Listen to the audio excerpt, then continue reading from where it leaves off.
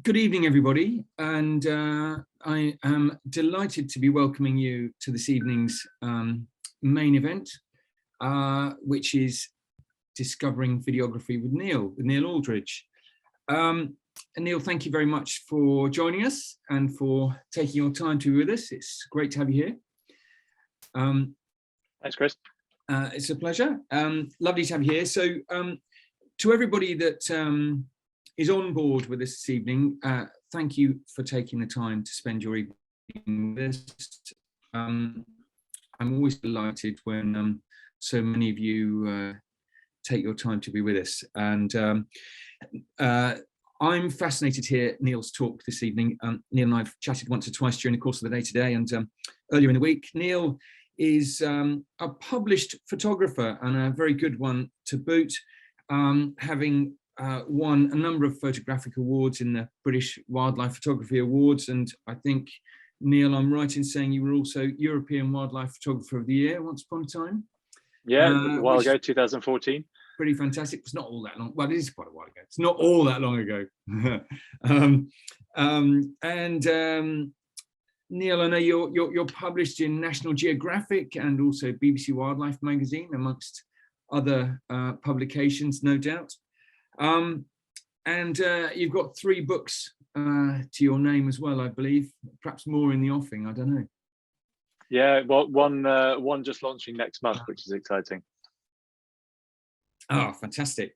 Well, I think it's probably, I'll hand over to you in just a second, but I think perhaps before I do, it's worth just emphasising what you and I were chatting about shortly before we came on this evening, which is that we want the videography stuff to be accessible to as many people as possible, don't we? And that I think it's quite significant to just to reiterate that you don't need to be massively experienced in order to be able to enjoy a videography trip.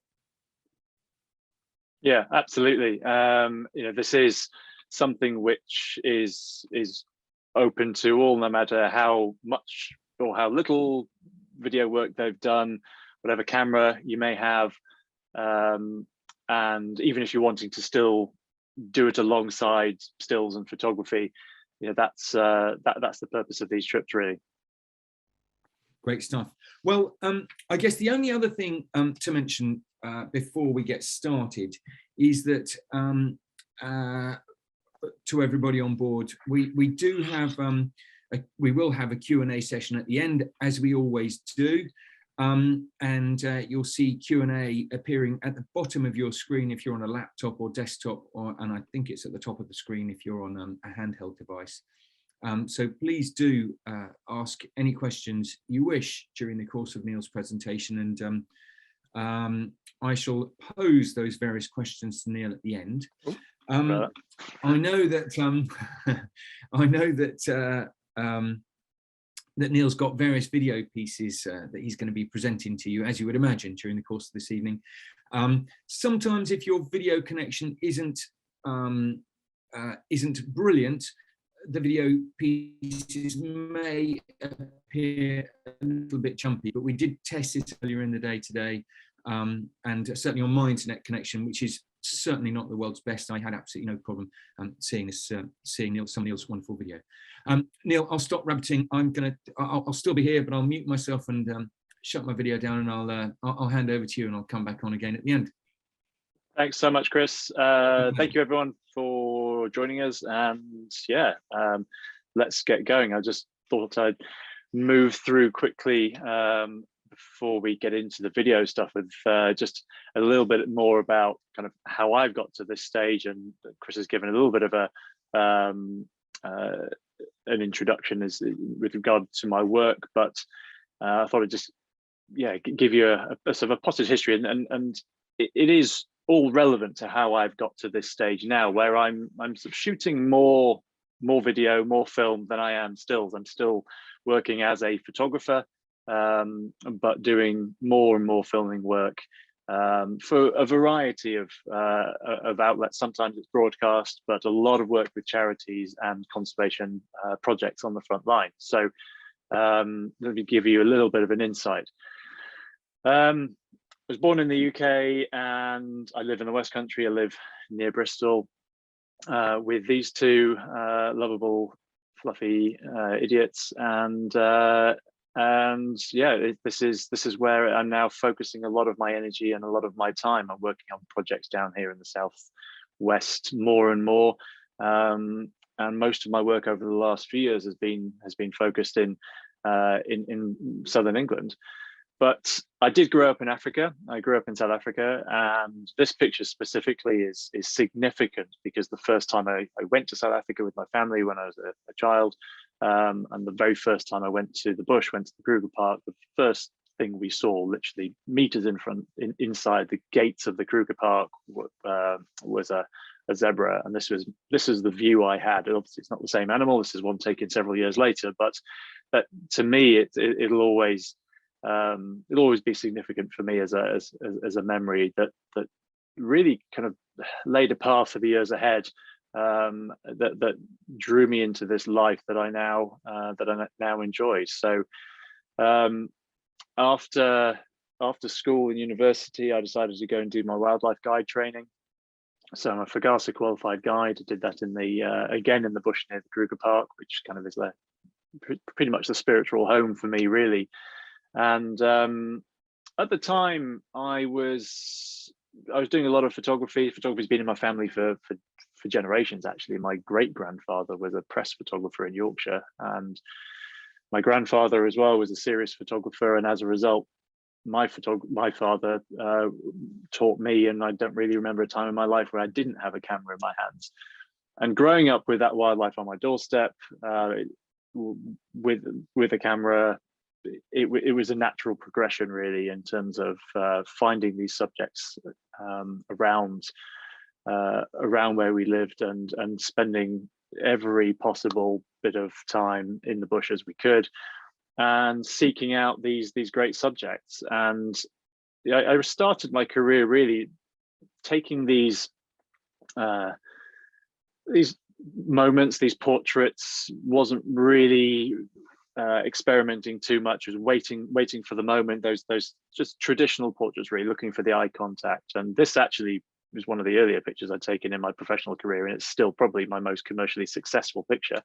But it really represents, the beginning of a journey as well, how I've kind of moved away from looking for these kind of images, and now I'm working more on stories. And but when I can and take some time away from commissions and from stories, I still love going back to Africa and back to the wildlife that means so much to me and that I grew up with, and looking for these kind of moments. Fortunate enough to have traveled the world a little bit, not as much as Chris, but yeah, I've been fortunate enough to go to places like Vancouver Island, where this image was taken of a bald eagle, and to see some incredible wildlife. And Chris mentioned that I've been lucky enough to win some awards in my time. This is one of the first major awards I won. It actually picked up the overall title for European Wildlife Photographer of the Year in 2014. It's one of those pictures, it's really Marmite. You either love it or you hate it. I really liked it because it wasn't an accident, despite what some people may think, and despite what some headlines suggested after it was revealed in the press. But these two antelope running across the plains in South Africa really spoke to me of the Bushman rock art that was on the walls of the caves and the amphitheaters around where I took this image. And I've tried to develop my work and develop my photography to capture this kind of movement. And it's something, actually, we'll talk about camera movement shortly when we get into video. But I've always enjoyed trying to take dynamic images, dynamic stills images, whether it's just with wildlife or with people as well, just to bring some movement in. But conservation has always been really at the heart of my work. It's been something I've been very clear on from the word go. I've always wanted to make sure that my work is doing good, is supporting conservation in some way. And there are many ways that I do that. I'm not going to go into all of them now, but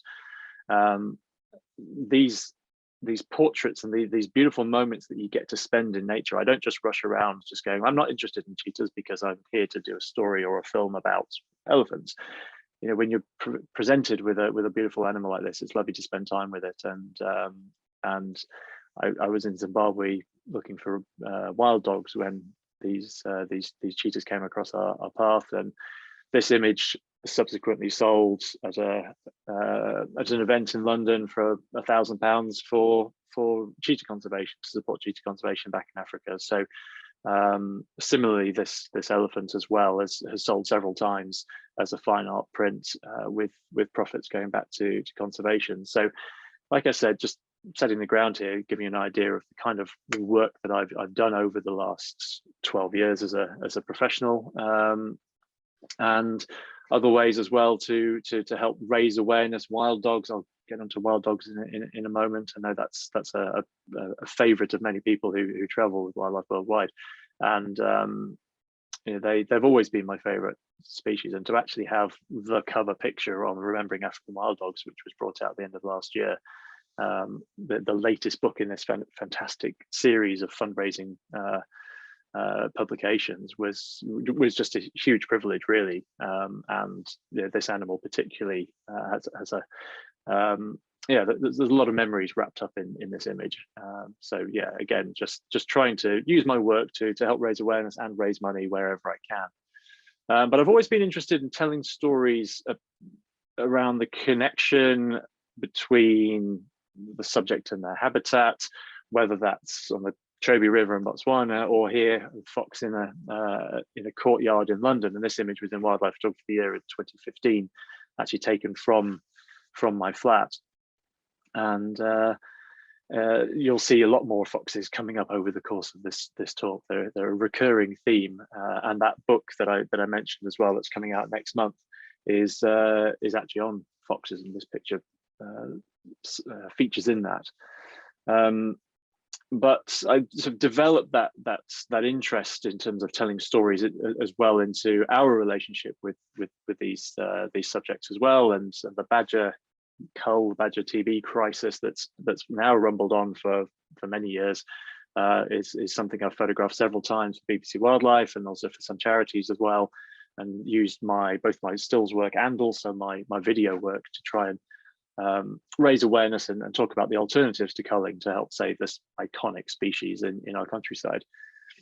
But I mentioned wild dogs, and that's really quite a sort of key starting point really in my conservation storytelling, because it was the first book that I produced. It was one of the earliest stories that I worked on. I went back to Africa to dedicate a couple of years to photographing this species, which is so hard to follow and spend time with, really, particularly in that thick bush in northern South Africa. And this dog called Stella, she was actually she was the alpha female. She was the main dog that we followed, and this actually ended up being also in Wildlife Photography of the Year in 2010, I think it was. So that was really a kind of a serious starting point, and to be in a competition like that, and to then launch a book off the back of it, it helped to develop my career, but also my reputation as a storyteller. And story is really at the heart of filmmaking. And since then, I've been able to go on and work on various other stories, including rhinos, and this image won the World Press Award in 2018. It was part of a long-term commitment I made to rhino conservation, but particularly the rhino work in Botswana, with Rhino Conservation Botswana, the charity. And this is a rhino that was about to be released. And again, we'll see a little bit more on rhinos later on. And then off the back of the rhino work, began working with some people in South Africa who were rehabilitating also pangolins as well as rhinos, and telling the story of the people at the heart of this frontline work is just something which drives me on. And my work is never about me. It's never about, hey everyone, don't worry, I'm here with my camera. And it's if I can take a back seat, as it were, and hold these people up as wildlife heroes, that's what I love doing with my work. And interestingly enough, this work on pangolins was kind of a turning point for me, because I felt I was, off the back of the rhino work and then these pangolin images, I was probably taking the best work that I'd ever taken, and I really felt, okay, it's so current. There was such a wave of awareness around pangolins and the crisis, that I kind of just felt, yeah, this has to lead to something. And it didn't. It really kind of fell flat, and the investment that I made to help the charity, really, it took me a while to come to terms with what happened, really, in terms of the lack of interest in the images. And I really struggled. I went into a bit of a dark place personally, thinking, like, where is my photography going? And that led me to reassess what I was doing with my photography. Like I said, I still do a lot of photography, but it led me down this path of thinking, okay, well, maybe I need to spend more time doing filming and making videos. I can still work with the fantastic charities that I work with, still get to spend time in nature, but maybe just a slight shift in focus, particularly as video and wildlife filmmaking was really building. So I got the opportunity to work on a fantastic project called Back from the Brink, which was all based here in England, and it was focusing on England's most endangered species and also the most threatened habitats. And I had to make, in the end, I made 27 films in the space of 2 years, 27 short films, did a bunch of photography as well, and actually did photography alongside Alex Hyde, who hopefully many of you will have had the fortune of sharing time with and traveling with through Wildlife Worldwide. He's one of the leaders, and Alex and I got to spend a huge amount of time together working on Back from the Brink. And I just want to give you a little first insight into the video, my video world, and this was one of the most exciting of the 27 Back from the Brink films that I got to work on, because this was a species that hadn't really been filmed before in the UK, and it's on the grey long-eared bat. And I'm just going to hit play. There is sound to this as well, and there's a presenter who will say something towards the end of the clip as well. But I'll just shut up now and let you enjoy it.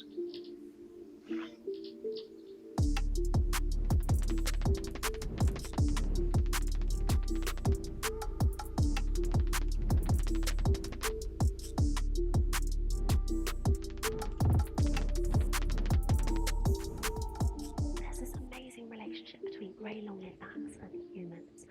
So the bats provide a lot of benefit for the farmers, and in return we not only provide them a safe home, but a safe place in which to rear their young. And all 8 of the surviving grey long-eared bat maternity roosts across the whole of England can only be found in buildings like this one.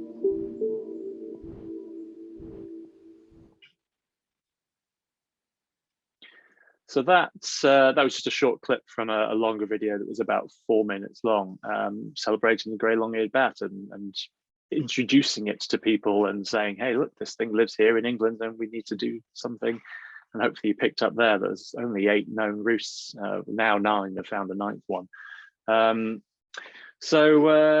Yeah, that was really my first main foray into making wildlife films. And yeah, it's just exploded since then, and I realized that I've got that energy back in my work, and hopefully after the next 20 minutes or so you'll pick up on why that energy has come back into my work and into my career and my life. And you know, I realized that the enjoyment I had while working on that African wild dog book early on in my career, I refound that vibrancy and that energy while I was working on those Back from the Brink films. And just because of the time, again, to spend in nature and just watching, waiting.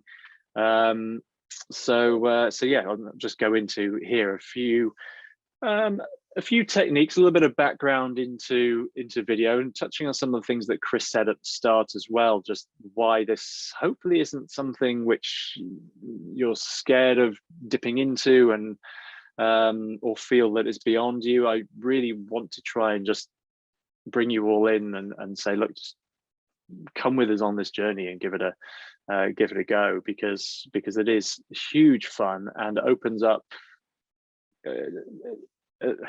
new ways of being able to look at the natural world, capture moments, and create memories.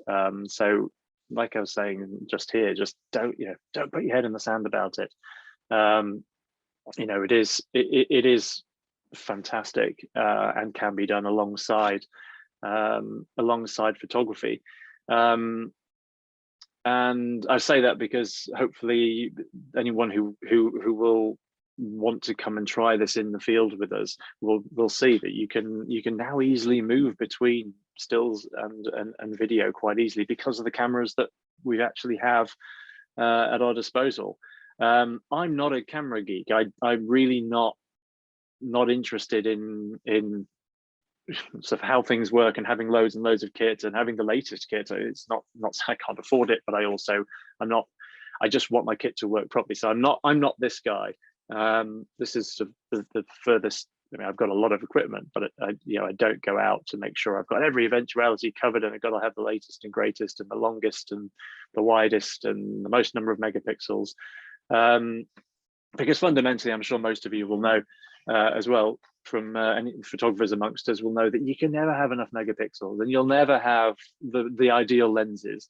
That is something that never changes. You'll always think, oh, if I only had just slightly longer lens, or a slightly wider lens, or a slightly quicker lens, or if I only had more megapixels. That's not something. That's just something to come to terms with.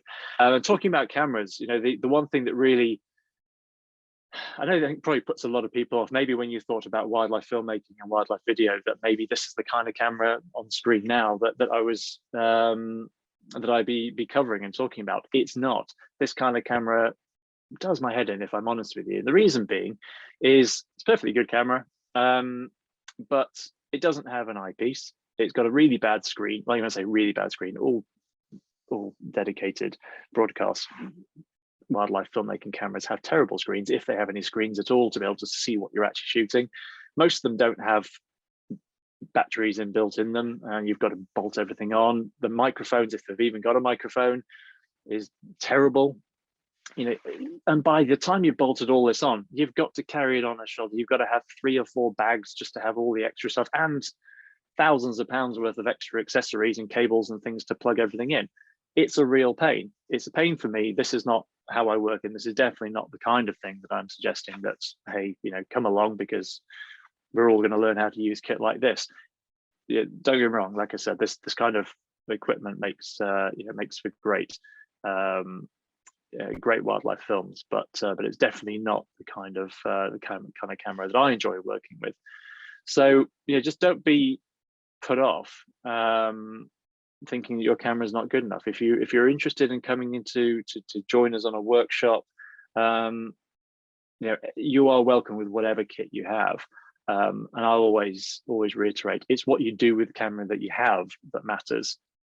And I think one of the first cameras that really kind of opened this door to us and allowed people like myself to start playing with video, and allowed charities who are creating videos on quite cheap budgets, whereas before it was really just held in the sort of the lofty upper areas of the industry, the BBC with huge amounts of money throwing, National Geographic, for example, throwing huge amounts of money with all kinds of expensive kit. And the Canon 5D Mark II was the camera that I bought in about 2009, I think, and I used that for many years. A lot of those stills photographs that I shared early on were shot with the Canon 5D Mark II, but it was a real game changer in terms of it had HD video built into it, and you could only shoot 25 to 30 frames a second, so nothing major in terms of slow motion. But at the time, there were people going out shooting whole documentaries on it, and that really allowed me to just have a bit of a play, and I had it built in to the camera. I could just, once I'd taken the stills, I could think, what, I'm just going to put onto video and see if I can capture something of interest here. So I'm just going to play a little collection of clips here, which were all shot on a Canon 5D Mark II, and some shot 10, 11 years ago.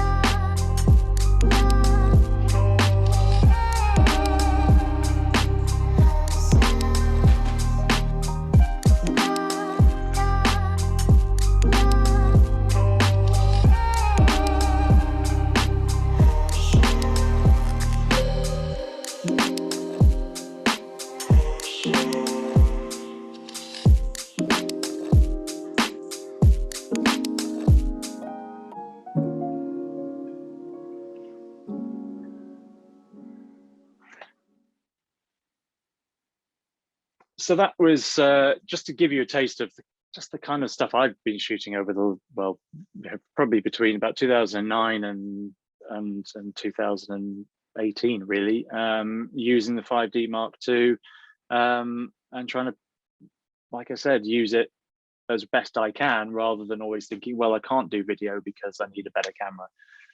A lot of those clips that you've seen there are being sold still through my agency. A lot of them have helped charities. Quite a lot of those clips have actually been used by charities to help forward their work. And there's just some great memories just wrapped up in there as well. This is the camera that I shoot with now. I've been shooting with Panasonic for the last few years.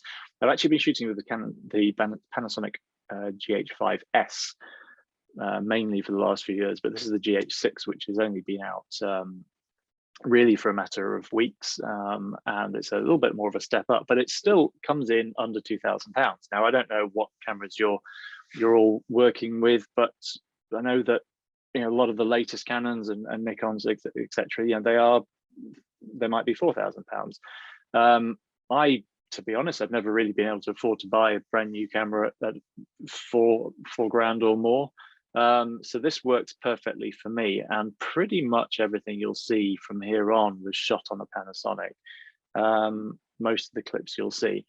So yeah, you can see from the size of it, it's probably even smaller than a Canon 5D Mark II. It's a mirrorless camera. It shoots 5.7K in 50 frames a second. I mean, that's basically, you know, bigger than, I mean, what you're seeing on television. Most of us are talking about 4K and thinking, well, that's big, that's good enough resolution. And everything that's packed into this camera is just eye-watering, and it's still, I think it's about 30 megapixels as well. The GH5S, with the camera before this, wasn't a very good stills camera. It was a dedicated video camera. I still keep that camera because I will use it for camera trapping and other things, and as a backup camera. But at least this one can now also take good stills, and that's for me, that's super exciting to be able to, in the same body, switch between high-end video and also high-end stills. But I will still, if I'm doing photography, I still will go back to my Canon 5DS. This is just a shot of I told you foxes would feature. This is just a little shot of my regular setup, to be honest. I spent a lot of time with foxes over the last year or more in London, and you can see there, tripod head, lens, camera, that's it. So think back to that complicated picture of that big rig that I showed you early on, and you know, this is just a basic setup, and it works for me basically. One of the biggest in terms of kit, one of the biggest things to get your head around when trying video really is the stability. I don't want to say that you have to go out and buy the latest tripod or the brand new most expensive tripod. You definitely don't. But you'll see in this image and in the previous one, it's the same tripod. That one goes nice and flat. They're not dedicated video tripods because, again, just to go and spend probably the best part of £1,000, £1,500 on a professional video filmmaking tripod, I don't need to do that. But it is a a consideration is just that stability. And the next clip I'll show you is just why. So this camera here that's in shot, me filming this rhino in Uganda, that doesn't have image stabilization, and the lens doesn't either, because having moved from stills, not many of my lenses had image stabilizer. And then I moved into video and really regretted that. So this kind of shows why, really. This is the unstabilized original clip. I've managed in post-processing, I've managed to stabilize the clip a little bit, but this is shot from a vehicle, and this is one of the difficulties with video is when you're shooting particularly from a vehicle. And if anyone's been on safari, you know that the guy behind you is moving around a lot and the vehicle moves a bit and you're trying to focus. You know, it can be a bit of an issue. The great thing is the image stabilizer is getting so much better in cameras. It's getting so much better in lenses as well. And that kind of shake that you're seeing there is being eliminated. And that's just opening up a whole new world of opportunities for us to capture fantastic shots. So really the main investment I've made in the last couple of years in terms of video specific kit has only been in a couple of lenses purely for the image stabilization. That's it. I've not really gone out and bought anything specifically because I felt that I didn't have it from my stills world, from taking photographs. So let's just get into why would you shoot film? Why should you be thinking about shooting video? I just want to give you a few examples here and a few ideas that hopefully will just whet your appetite a little bit and get you thinking about how you can use your cameras to capture the beauty and the drama of the natural world. So one of the greatest advantages of video, and this is a great quote that I found recently, is one of the greatest advantages of video is that it can let viewers feel like they're part of the experience, and it really does. And also just wildlife films as well, they really do capture the drama of the natural world, and that drama can sometimes be predator prey, it could be finding a mate, but it allows you to capture entire sequences or for behavior to play out rather than capturing static moments of that. So let's just have a quick look at some stats here, which I'm not going to go too much into these, and these are now a little bit out of date, but the reason why video is so successful is that actually a lot of end users online are spending more time watching videos. They're responding more on social media to videos because they have that both the audio and the visual elements, and you can also put some on-screen text with them as well. And that last point I just really wanted to highlight here. This doesn't mean this session here that we're doing, it's not talking about making hour-long documentaries. Hey, great if you want to, and let's have that conversation. But short clips, short videos showing wildlife doing what it does, that's what people want to see. And those videos up to 2 minutes long, they get the most engagement. They get people excited. People can just watch it, and whether that, and we'll talk a little bit later on about how to use those, but things like Spring Watch, etc., they eat that stuff up, and it's really popular. So those are some of the things you should be thinking about. Let's just have a look at some behavior clips, and just a lot of this here is a lot of these shots you'll see here are static shots. They're not doing anything fancy, but I'm just going to let this play out, and you can just see some of that wildlife behavior I was talking about, and how actually we can use video to capture the drama of the natural world.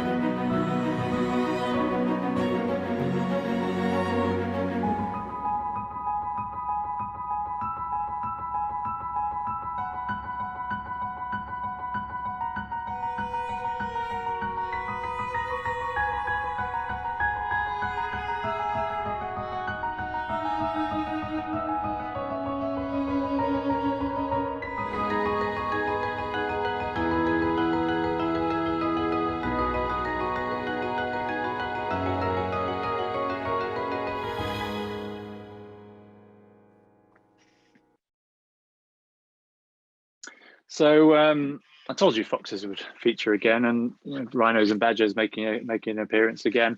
But hopefully that's giving you an idea there of just how a lot of those moments could be captured in stills, but you just really can bring to life what they're doing and why they're doing it, and some of those beautiful moments like releasing wildlife back into into the habitat where they should be, or releasing badgers after they've been vaccinated. Those are great moments that have a huge amount of emotion wrapped up in them, and that emotion can sometimes be captured in stills. But I think you can't quite beat video. So what I'm going to show you here as well, talking about behavior and capturing behavior, is slow motion. So I'm going to start going a little bit deeper now. Some of you may have seen this clip already, and this is an osprey diving. I'm going to show it to you in real time, then we're going to go back and you're going to see it in slow motion. And you'll see the benefits really of video, but you'll see the benefits of shooting things in slow motion. And again, this is shot on a GH5S. This is shot on a camera you can probably pick up now for £1,400, maybe £1,300. Yeah, enjoy.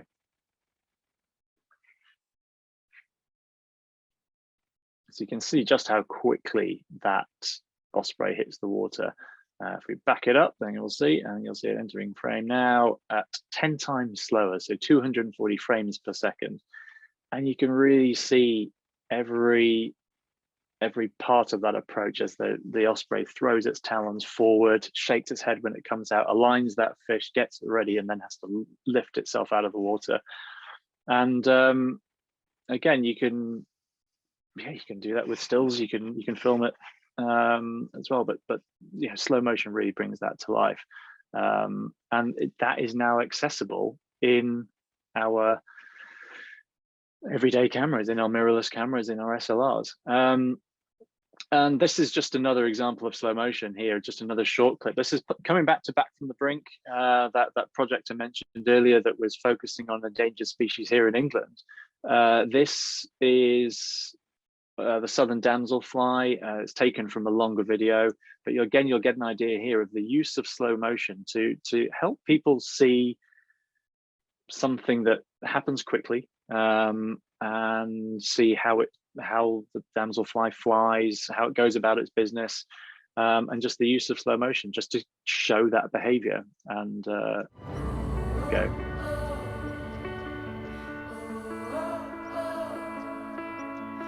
This male southern damselfly is newly emerged from 2 years of being a larva.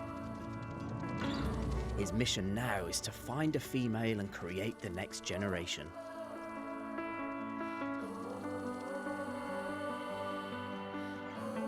Damselflies must stay close to water where the female will lay her eggs on aquatic plants. The mosaic of small streams and boggy patches are vital to life on the heath.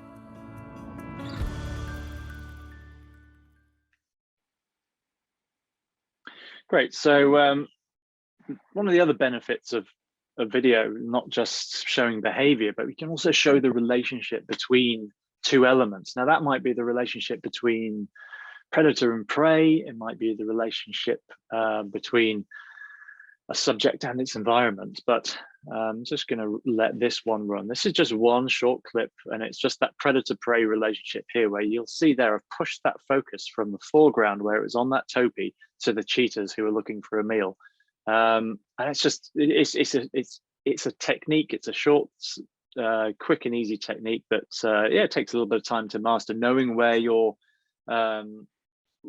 focus points are and hitting those focus points. But it's a lot of fun to play with, and when you then put that into a little bit of a sequence as well, it can really help tell a story. And I mentioned at the start, and I'll keep coming back to story. Storytelling is at the heart of what I do, and video is great for that. And these little techniques will really help to tell those stories. Telling the story here between life and death on the African plains. Not quite life and death here. Coming back to foxes once again, but again, this what we call pull focus. In America, it's called rack focus, which is where you're focused on something in the foreground, here focused on the fluffy cockapoo puppy, and then pushing that focus back onto the fox, because I knew that that fox was going to take flight.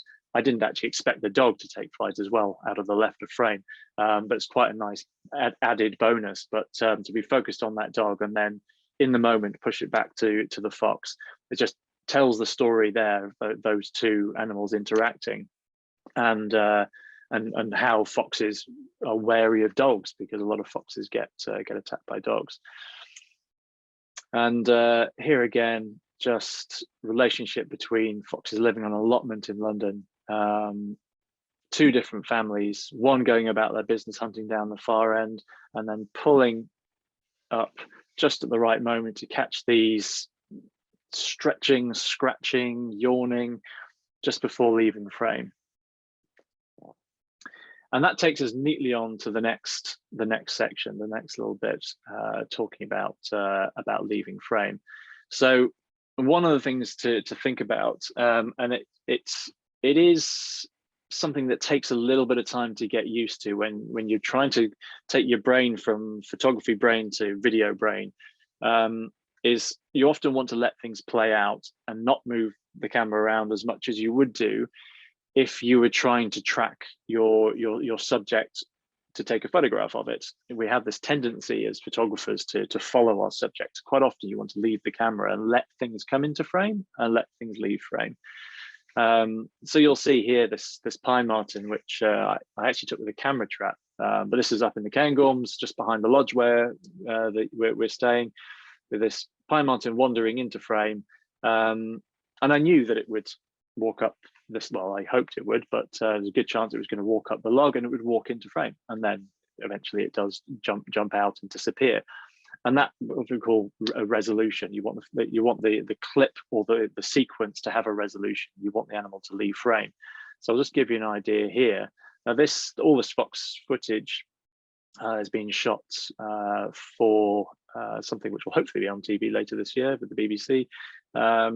And we shot all this in London in December, and this will just give you a little bit of an idea here. I think it's only about a 3 or 4 shot sequence. You'll just get an idea. There shouldn't be any music with this or any sound, but fox appearing, coming out of the shadows, and then stepping out onto the street, and then cutting that with another shot as the fox goes about its business and disappears behind the car. So it's not exited frame necessarily, but I've used an element in the scene for the fox to leave the frame. So again, that sequence would play on and end up being far more developed. But just giving you an idea there of things to think about, letting the fox come into frame, letting it go out of frame as well, and then you can just help yourself to piece together a short sequence and tell that story that we were talking about.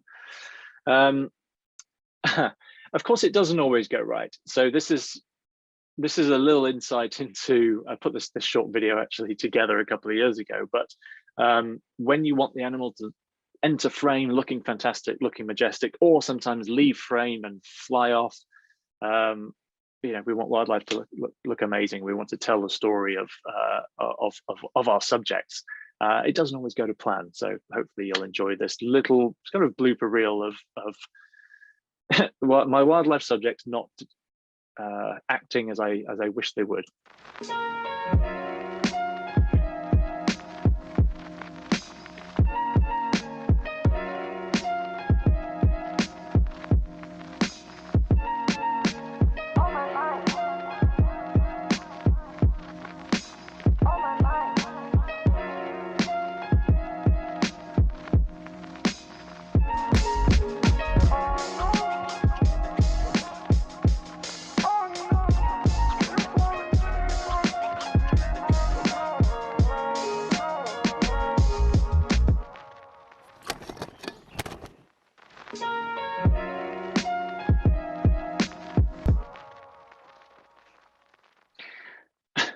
I don't know what it is with the flying ants in my garden. Must be something in the water table. Next little thing to think about, just from a technique point of view, one of the great things about the cameras that we've all got access to now, and I mentioned early on 4K. and how we've moved now from having our cameras having HD video to now having 4K video.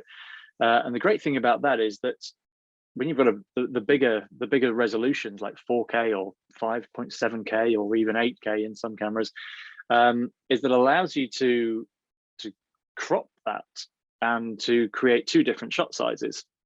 Because when we're putting together a sequence, a lot of sequences are made up of different shot sizes. So often you'll start with a big wide establishing shot showing a scene, and then it'll go in a bit closer, and then you'll end up with a close up on the eyes or on the nose of an animal. And the great thing about just about the cameras that we have, even if you've not got a zoom lens, even if you've got a prime lens, is that you can crop in afterwards in whatever editing software you might have, and that's the same frame. That looks like a separate shot. It's actually the same shot, same clip, and all I've done is spliced it and just gone in a little bit more. But this, one of the things that can be helpful when filming wildlife is a zoom lens, because then you can get those two different shot sizes, and you can start off wider and then go in closer.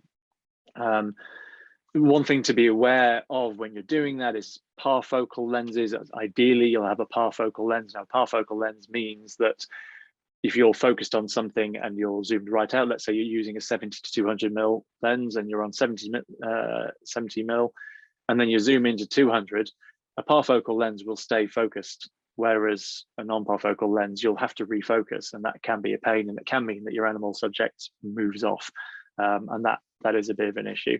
But a lens with a bit of zoom really does help, just to get a couple of different shot sizes, and you can just start to build a bit more of a visual story. So I'm going to get on to camera movement here. I showed you the picture of the two antelope from Africa, which are nicely blurred. And I told you I liked a bit of camera movement.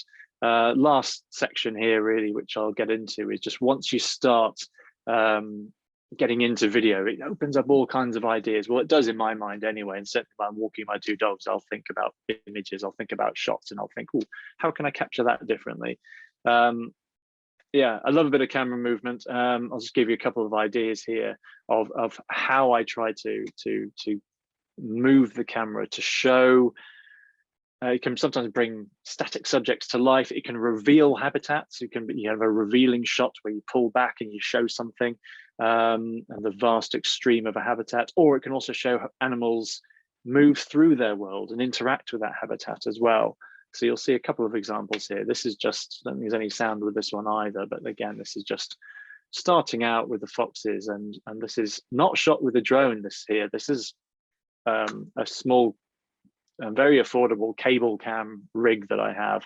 All of these shots here are shot on a cable cam, and I'll show you a picture of it in a minute. But if this was the BBC, it would be huge rig. And those of you who've watched particularly the Green Planet series recently as well, you will have seen some of the rigs that they had,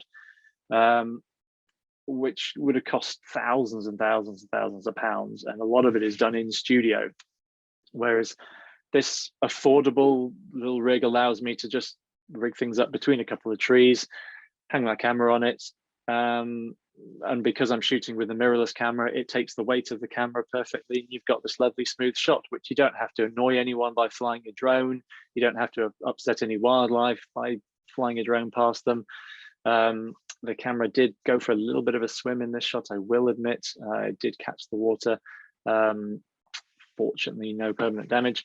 But yeah, you can just see, like I was saying, just how a bit of camera movement can help to reveal just a beautiful habitat. This is just a stream in Dartmoor. But yeah, I don't know how many of you have noticed, but over the last 10 years or so, all those big BBC blue chip documentaries, there's so much more camera movement moving in. The camera's almost always moving, even static shots, the camera's moving around the subjects.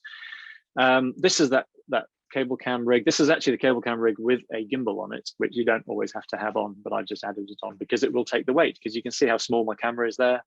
Basic mirrorless camera with a wide angle lens on, and you know, it's not massively expensive, and yeah, it allows me to get those kind of shots. So I just love experimenting with this kind of thing, and all done close to my home here in the Southwest. And again, camera movement, I talked about bringing static subjects to life. You know, static plants, don't seem like they're doing very much. And I've got a curved rail that I use where I put the camera on and move it around, and you can change the speed on it.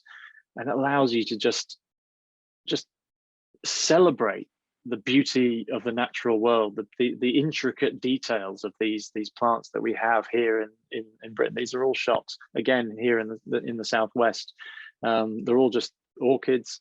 I kind of set myself a little mini challenge to try and film all the UK's orchid species, and video allows me to celebrate them and to bring them to life in ways that you can't always do with stills. And this is that setup. And I wanted to show this because anyone who's ever spent any time with Alex Hyde in the field will recognize the juice box cut open in the middle of the middle of the shot there. Now, lighting is one of those things. We could get into sound, we could get into lighting, and talk about it for ages about lighting in filmmaking. And you know, that's something which we can cover and would cover in a workshop style setting on one of the tours. So we'll talk about lighting, and it's exactly the same as if you were doing a macro setup in the field. And I'm quite happy to cover all of this, just how you can use quite straightforward everyday items to help elevate your work. And whether you're taking photos,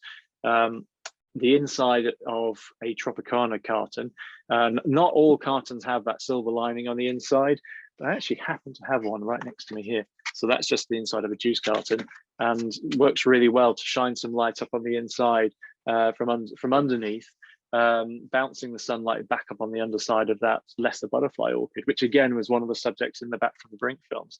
But you can see I've got a light panel as well, just countering the sunlight and just adding a little bit more light in. But yes, there's a bit of technical insight there into the rail that I've got, which is a bit of an added bit of kit, which I enjoy. But I try to do as much of it as straightforward as possible. And like I said, straightforward camera. I've got a Leatherman dug into the ground to hold the Tropicana carton at the right angle. You know, why do you need any more? And this is the kind of thing which I love to do, just problem solve. How can I make this flower look as awesome as possible? And it's just, yeah, it's a lot of fun. Last thing I'm going to cover off is time lapses. Now, the great thing about time lapses is that cameras now actually stitch it all together for you, as same as stitching actually as well in stills, but time lapses will put the whole thing together, largely process it for you in camera, which is great, which you used to have to process it all separately, individually on a computer and then export it all, and it would take hours. And now you can run these kind of things. I'm hoping this is going to work because this is the last video and it's been giving me problems all day. Let's see if it's going to run.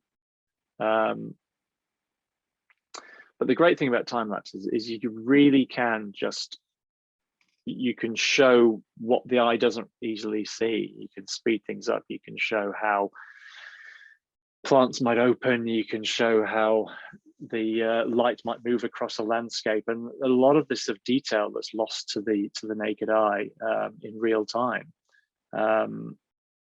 This is just an oak, a baby oak that's opening. It's actually was shot on my windowsill right behind the computer here.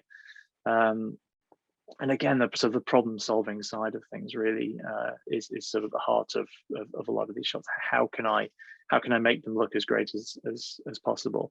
But this kind of stuff, these kind of shots are really accessible now. I mean, that last time lapse was taken on 5D Mark II back in about 2017, ages ago. And you know, now stills cameras are getting better and better and better, and that would be much sharper. It would be instantly processed in camera, and you can walk away with a wonderful time lapse of a night sky when a great memory of your last night in Africa or whatever it might be. So, or a fantastic sunset in Scotland. Just, I guess the last slide really is kind of what now? Now, hopefully you're inspired, hopefully you're excited, hopefully you've got some questions, but I just wanted to sort of give you some ideas of what you can do with any footage you might capture, any videos. I've put charities in there. I mentioned I help charities by letting them use my work occasionally. If there's any charities that you that you support. They're all using video now, and they're all really keen to try and engage and basically get in more support for their causes. And to do that, video and short films are a really key part of what they do. Media agencies. So when I say media agencies, I mean people like the Southwest News Service, Kennedy News. There are quite a lot of agencies which sell into people like the Mail Online, for example. I mean, whoever, the Metro, they buy a lot of content. These newspapers and their websites, they buy in a lot of content, often the BBC as well, and they'll buy in from these agencies. And there are agencies out there who will say, hey, that whale clip that you've got of that whale breaching, that's really interesting. We will pay you for that, and we'll market it out, and you'll get it seen, and we'll put a little bit of a story around it. And it is a way to actually earn money back from your clips, and sometimes can help pay for that long weekend you had in Wales, or the week in Scotland, or whatever it might be. Stock agencies, there are quite a few more stock agencies nowadays which are really accessible to people, like Storyblocks and Shutterstock, for example, which sell clips. But a lot of people they also want to see their work on Springwatch, and Springwatch will always feature that kind of viewer generated content, wonderful wildlife moments captured by the viewers and sent in, and they will get featured if they're interesting and exciting, that kind of behavior that we talked about early on. Social media, I talked about some of those statistics earlier on. Social media, if you've got your own channels that you want to just share those with people are interested in seeing video. Scientific record, that some of you might be interested in surveying, for example, and you might see something, you might want to record something that you haven't seen before, or record something and check it with someone else. And also for just your own memories. I mentioned about capturing the stars on your final night in Africa, for example. Those kind of things, they're important to remember. And if you can capture a bit of the essence, sometimes even the audio as well, you can remember what it sounded like. You can remember what how the light played on the landscape, and those memories will be a lot richer. So I really hope I've given you something to think about. I really hope you've got some questions. Hope you're excited, inspired. Chris, I'm going to hand back over to you if you're still there. I hope that was interesting. Neil, that was absolutely fantastic. Absolutely brilliant. Thank you so much. Pleasure. Yeah, amazing. I've got oodles of questions. I'm not quite sure where to start, actually, but I do know where I'm going to start, because I am going to start by asking you, how on earth did you begin planning the filming of long-eared bats? I mean, I just thought that was absolutely mind-blowing, really amazing. And of course, the obvious additional question to that is you said that it was a 4-minute piece. That was obviously just a section of a 4-minute piece. How long did your 4-minute piece take to film? Yeah, it was the most exciting project from the whole Back from the Brink side of things, but it was also by far the most challenging. And the reason why it was the most challenging as well is because you'll have seen it was in black and white, because it was shot in infrared. Yep. And we can get into debate about bats and how they see the world or whatever, but the most important thing was not blinding them with light and saying, well, we need a load of light here to be able to capture them flying slow motion. So we had to work in infrared. So it was a case of sourcing the right cameras. Ironically, they were shot with the same cameras that I use. There's a guy nearby here up in Stroud who had the cameras, so you could shoot in slow motion. So we knew that they'd fly really fast. We just needed the right barn or the right roost, and it's really a case of throwing as many cameras and as many angles as you can and as much light as you can to basically cover off and make sure you're then getting enough clips. The problem with it is, because it's in infrared, you can't see.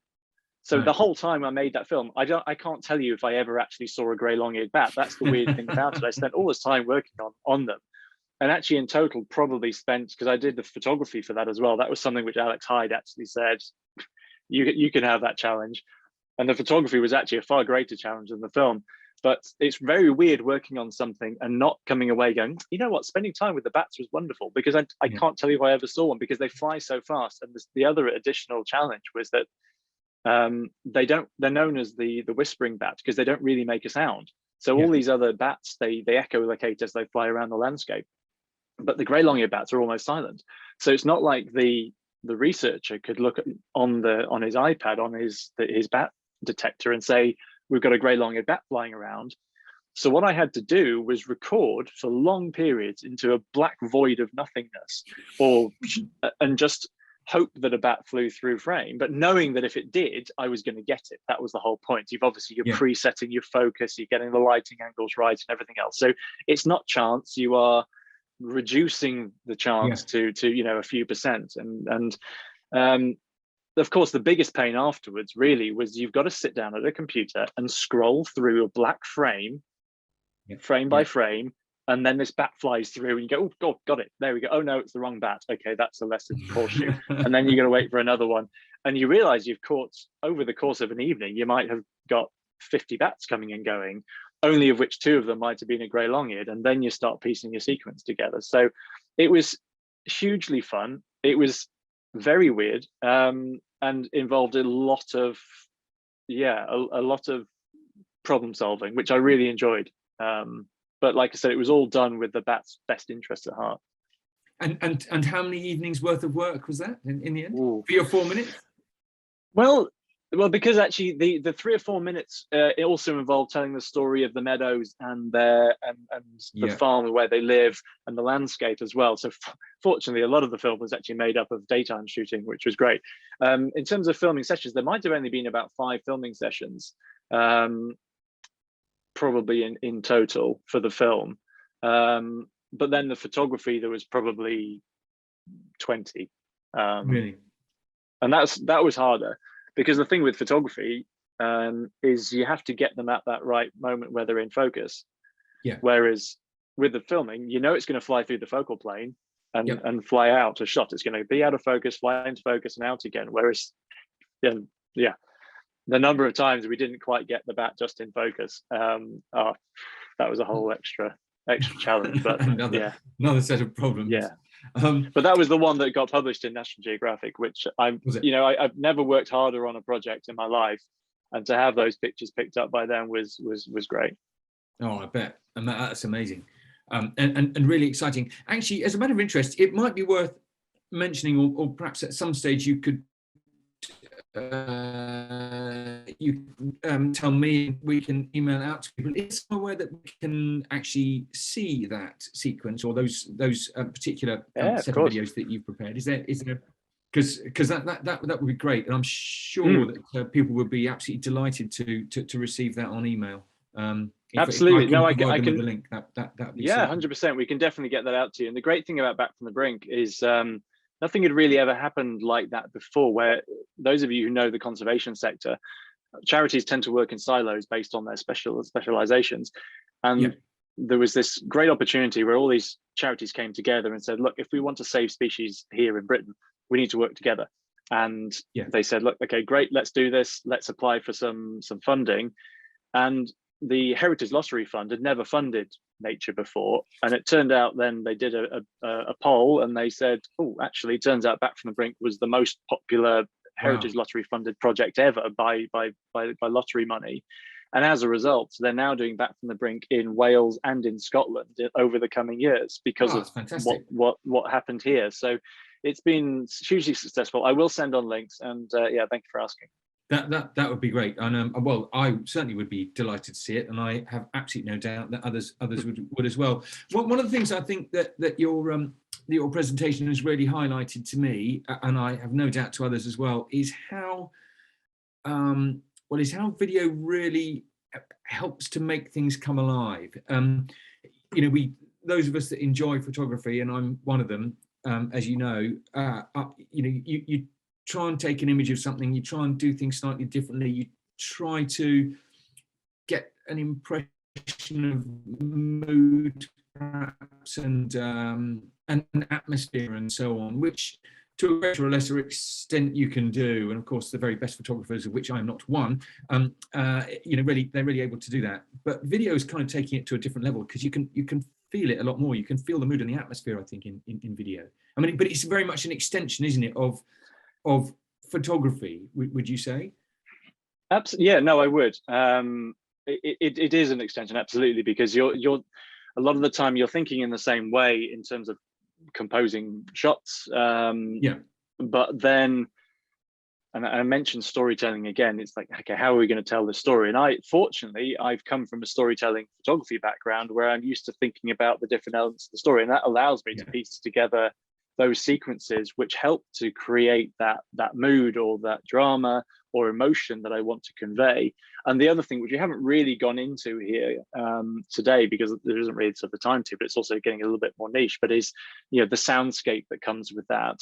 But you had a little bit of an insight into it towards the end when I started talking about lighting. Lighting is another key thing. Like, how do you light something? What kind of lighting do you want to give? And I toyed with the idea of putting in my work on glowworms and filming them. Oh, wow. And how to light them. But again, they're very sensitive, because you put too much light on them, they stop glowing, and then you're actually interrupting their reproduction. So how to try and bring a nocturnal species to light is again another great problem to try and solve, but you can create some really moody lighting around it, and yeah, quite dramatic effects, I think. So that's quite interesting then. You were talking about kit to some extent, the lighting and mics and so on. So if as you know, I have a Canon R5. Other people will have similar, or Nikons or Panasonic and so on. And let's say, for argument's sake, I've never done videography before. Is there anything else that I need to be thinking about? Do I need to go out and buy an expensive mic? Do I need to be thinking about light panels and rails and those kind of things? Or should I just kind of, if I'm going off on one of these lovely trips, either to the Cairngorms or off to Finland, for argument's sake, or with yourself or elsewhere, traveling on safari, do I need to be buying those things, or should I just kind of dip my toe in the water and see how I get on? What I would say is, the key things that I mentioned are, like, you've got the camera and lens, great, and ideally having a stable platform, a tripod would be the ideal thing, and that's something which I would say is more important. Lighting, the great thing about lighting is there are, and those of you who come and travel with me will see that very much, as you saw in that final picture there of the inside of the carton, there are cost-effective ways to light things, and particularly when you're close to macro setups, you can use the lights on your phone. I will bring with me some light panels, which, if anyone is interested in trying certain techniques, on those trips, people can give it a go. Rather than, if anyone wants to buy things beforehand, then great, but you don't need them. If you were going to turn up on one of these trips, you definitely don't need it. It's the kind of thing which I will definitely go into, and if anyone is really keen to try something, great, let's get hands-on with it and give it a go, and you can try some kit, and then I can give people kind of a bit of an insight into what might be the best options, because I'm always looking for the most cost-effective kit myself, because I tend to work in conservation, and that doesn't pay particularly well. So I'm not going out buying top-end kits, and a lot of people are always thinking, well, I don't want to spend that. How can I save money? And that's a conversation I'm always having. So what I would say is, don't go and spend loads of money now. These kind of things. Microphones you mentioned as well. I wouldn't bother for now. It purely depends. If you're interested in sound and recording nature sounds, then great. But then that's where you might want to get into things like parabolic microphones and all those kind of extra things. But there are options that we can talk about on the trips. And I do have microphones which I can recommend, and again, cost-effective ones. Well, I mean, you've got to really assume that that the likes of Nikon and Canon Panasonic and so on. We've got some of that covered with the equipment that are in the cameras at basic level, Sure. or not. Yeah. No, it is. I mean, most of them have got. They'll all have microphones built in.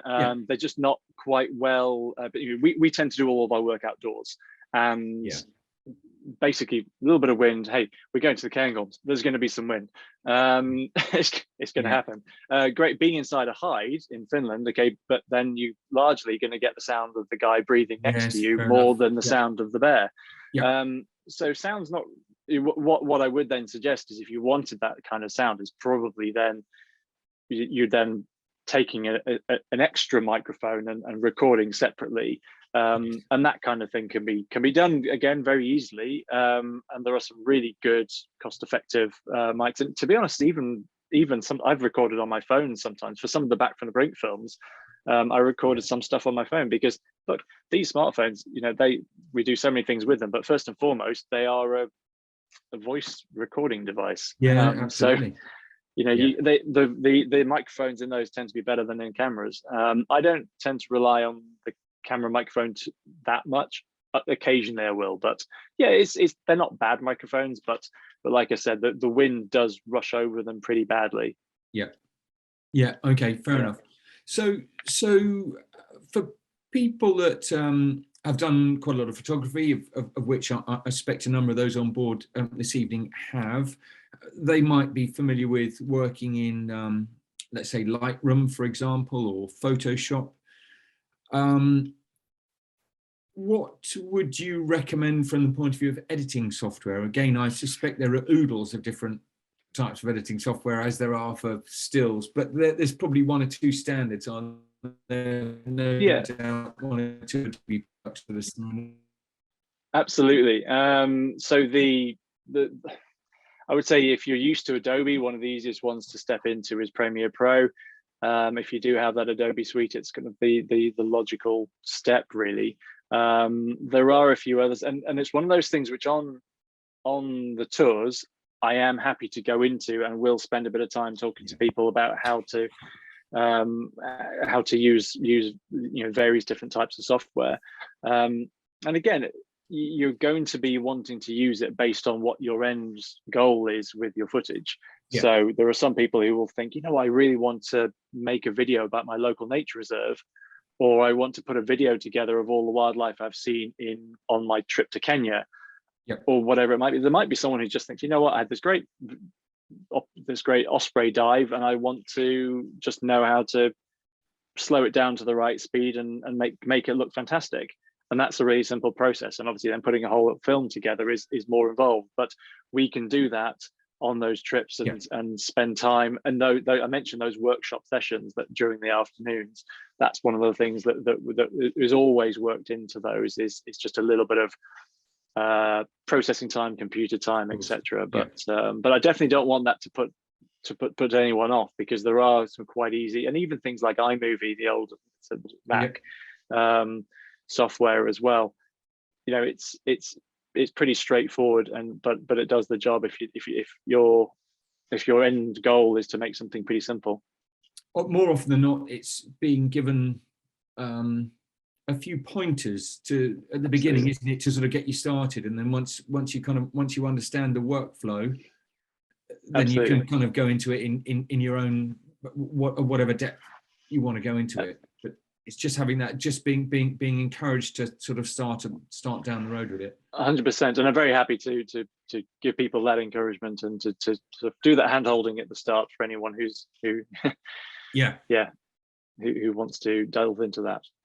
So maybe it would be worth just thinking about the Cairngorms trip, for example. Could you perhaps just talk us through how you would envisage a day on the Cairngorms trip to be?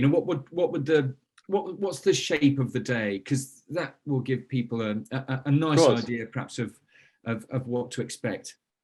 Yeah, so we're largely looking at starting the mornings with hide time. So the ospreys are an early start.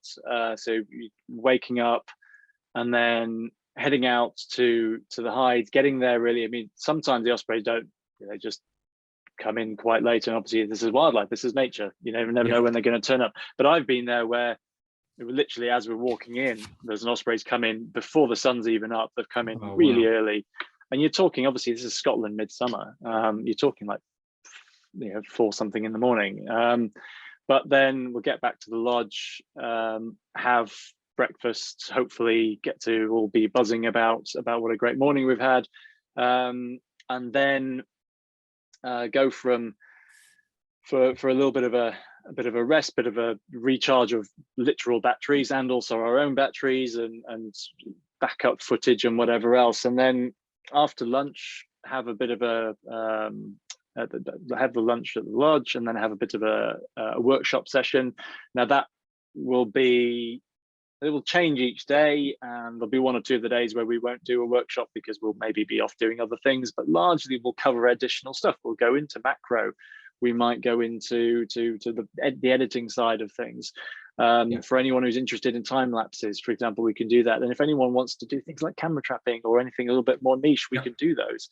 And we've got wonderful different habitats around the lodge there as well, to be able to not just do it in the lodge, but then go out and put it into practice as well. And then we've got wonderful long evenings. So the idea is then we'll go out and have an evening session away, probably go into the forest or to a loch, and do some work with woodland wildlife or time lapses, for example. So the morning sessions like I said, tend to be hides. We'll be doing some red squirrels as well in the mornings, and they'll go as well, go longer, and kind of spend as long as we want with them. That's kind of your average day. What we will have as well is the opportunity on site at the lodge to then, anyone who wants to go and spend an evening right at the end of the day after dinner, to go up and sit in a little dome hide, a little camouflage dome hide. Actually, the badger that you saw in the clip there, he was shot behind the lodge, but there's 2 badger sets, and there's foxes and other things. So there's the opportunity to go and sit. Now, sometimes people are either too tired or whatever else, and there's no requirement to do that, but the option is there to end the day if anyone wants to really maximize their time. The worst thing about being on a wildlife holiday, in my experience, is having to go to bed, because it always seems such an awful waste of time when there's such lovely stuff to see outside. Absolutely, especially on a nice evening, So Neil, look, I'm really conscious of time, and I'm enormously grateful to you for your wonderful presentation this evening. Can I trouble you just to put on that final slide? Can you just click over to that next one, which I think there should be one more. There we go. If you can. Sometimes I haven't got it yet. There we go. Excellent.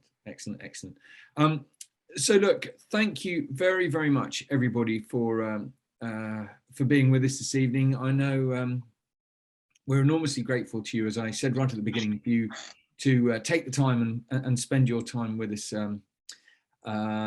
listening to, well, I have to say, such an absolutely wonderful presentation about really amazing stuff, inspiring and exciting, interesting, and undoubtedly challenging. But that doesn't mean to say it's not worth trying, because I would say it really is. Neil, thank you very, very much indeed. Really appreciate it. Pleasure.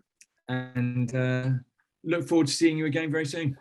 Thank you, Chris. Look, I'll send you the email with the Back from the Brink links as well. And thank you so much. Thank you, everyone, for joining, and thank you. Hopefully, we've covered off all the questions, I think, as well, that came up. But Chris, thank you so much. Real pleasure, evening, everyone. Thanks ever so much. All the best. Bye-bye. Take care. Thank you. Bye.